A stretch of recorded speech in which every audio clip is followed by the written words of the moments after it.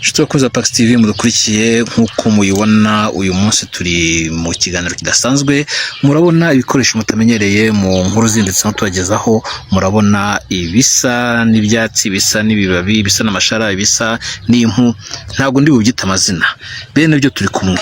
Barabwira impamvu zabyo. Ese bigamije iki? Bikora iki? Kuki ari ibi ngibi? Muraho neza? Amahoro na amahoro. Ndagira ngo mwibwire abadukurikiye mpereye kuri wowe muzehe.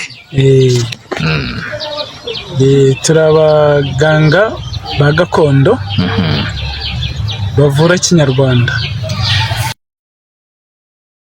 Uyu musore we ndabona akiri mutoya, murafatanya? Uyu ni umwana wanjye urimo wiga akazi kugira ngo igihe ntazaba nkiriho nawe agakomeza. Ese karigishwa cyangwa karatozwa cyangwa kararagwa? Aka kazi karatozwa kakanaragwa. None we ari mu muri byombi? Uyu ni umwana ntuma imiti, akamfasha. Hari abakora imbaraga dukoresha kuko ari we usigaranye akabaraga. Mba ngira ngo abimenyere, izo mbaraga dukoresha agenda zimenyera, zimumenyere kugira ngo ajye abasha gufasha abantu badukikije bo mu gihugu turimo no mu bihugu byo hanze. Bivuga ko nawe uzazimuraga? Yego. Tuvura indwara z'amashitani, amadayimoni, bisazi. Tukavura indwara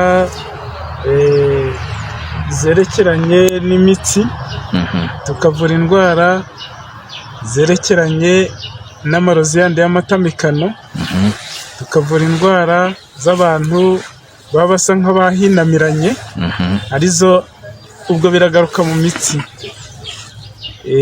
Cyane cyane amarozi y'amategano, amarozi y'amahoherano, amarozi atandukanye impande zose.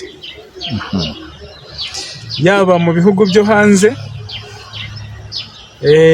dukoresha uburyo imbaraga tuba dukoresha z'uburyo baba twohereje nk'ifoto, noneho ya foto tukayisuzumiraho kugira ngo tumenye imiti turi bumwoherereze dukoresheje imbaraga zacu.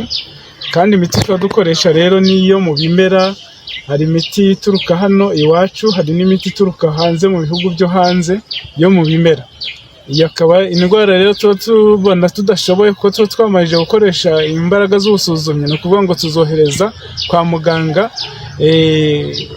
ha leta izo tudashoboye, ariko izo dushoboye turazikurikirana cyane dukoresheje imbaraga